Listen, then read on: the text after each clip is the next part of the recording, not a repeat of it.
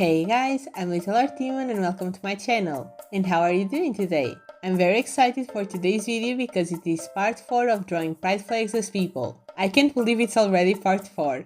And if you haven't watched the previous parts, don't worry, there isn't any order to these videos. But there's a playlist here on the channel with all of them, so you can go watch it after. And today it will be all about the romantic flags. But before you get started, don't forget to subscribe so you don't miss more videos and leave your like too. Let's get started then. And we are starting with the AROMANTIC flag. If you've watched the previous parts, you already know, but if you are new to this series, I'm drawing the pride flags as witches that are teachers at a magical school. Each of them has different powers and you can help pick out their names in the comments. On the last video there were a lot of suggestions, all of them great, so thank you so much. I'm always impressed by the names you pick. You guys are truly the best. I always get so hyped when I see your comments, you always leave great suggestions. And we are getting a lot of names starting with they lately, and today that won't be different. That's something that I didn't think through and I made up the rule that the name needs to start with the same letter as the flag. I'm very sorry about that. But moving on, we are starting with the aromantic flag as I said. And being aromantic means feeling little to zero romantic attraction. It is an umbrella term because there are a lot of variants that fit inside that description.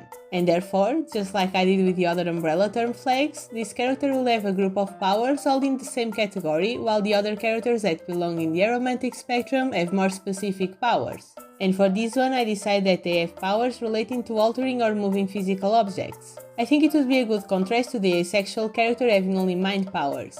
But what I mean by this is moving objects around, changing their shape and size, altering materials, even controlling or bending the elements to some degree. I imagine because of this they would wear more sporty, comfortable and resistant clothes. They're still cute and a little bit questionable when it comes to functionality, but I love their outfits, so it will stay like that.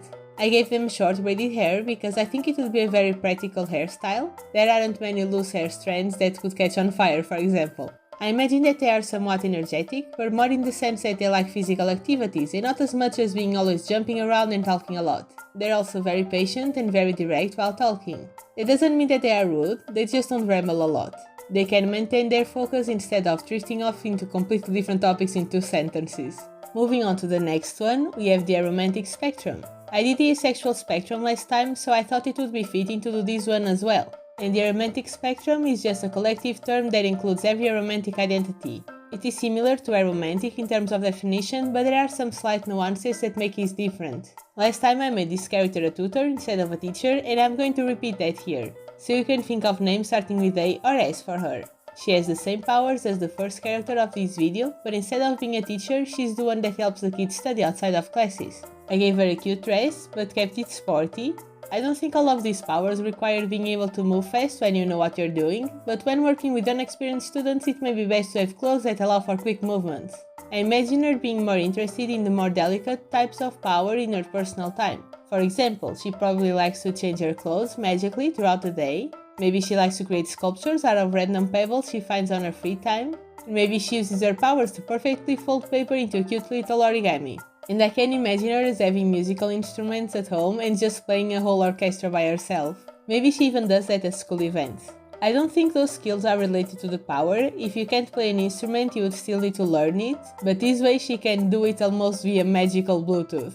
When it comes to personality, I think she would use her powers to make everything more easy. For example, if she sees a set of stairs, she'll probably just make them move around magically below her feet so that she can go up more easily. And that idea actually made me think about giving her some mobility aids. I tried to look for good references and I landed on crutches for this drawing. I didn't think on what problem affects her mobility as there are plenty and I'm not versed well enough in that topic. If you have any suggestions about that, you can share them with me too. I'd love to read your comments and learn a little bit more about this. But I imagine she has some trouble walking, some days more than others, and therefore she has a variety of mobility aids. I think sometimes she would just magically make herself move, like she would move the floor beneath her like Casita from Encanto, or if she's sitting she would just move the chair around. I don't know if I'll ever do something with these characters, but I love them all so much already. And I said it last time, but I'll repeat it here, this flag is beautiful. The spectrum flags have the same color palette, but it's more soft and warm and those are my favorite colors to work with. And for the last one today we have the Arrow Ace flag, so another name with A.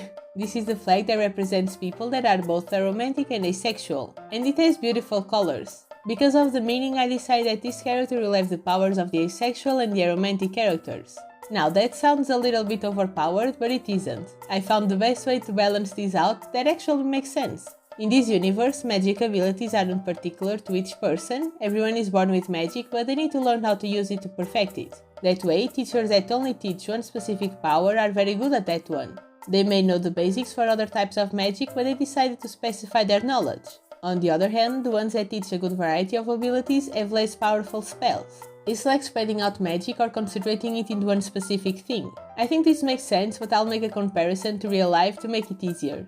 In school, I learned a lot of different sports. Football, basketball, volleyball, handball, gymnastics, athletics, all that. I personally wasn't the best, but I know the basics for all of them. I'm not super good, but I can do my part. And then there are people that actually played one of those sports. For example, let's say someone played basketball. They may be the best of the class in that specific criteria, but if we move on to gymnastics, they may have another time. That's the difference of the powers of these teachers. Because of that, I imagine that they are more in charge of teaching the younger students. At least here in school, we learn very vague concepts, and then with the passing of years, those ideas are explored further and you can choose what you'd like to learn. For example, in primary school, we have a class that involves everything from history to geography to sciences. Then those classes are separated and are more detailed. And then in high school, we get to choose what classes we'd like to further learn about.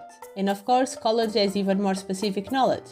I think I rambled a little bit on this one, but I hope it didn't get too confusing. But let's talk about this character. I gave him a simple outfit. I tried to balance a more formal look with the shirt with a more resistant look with the boots.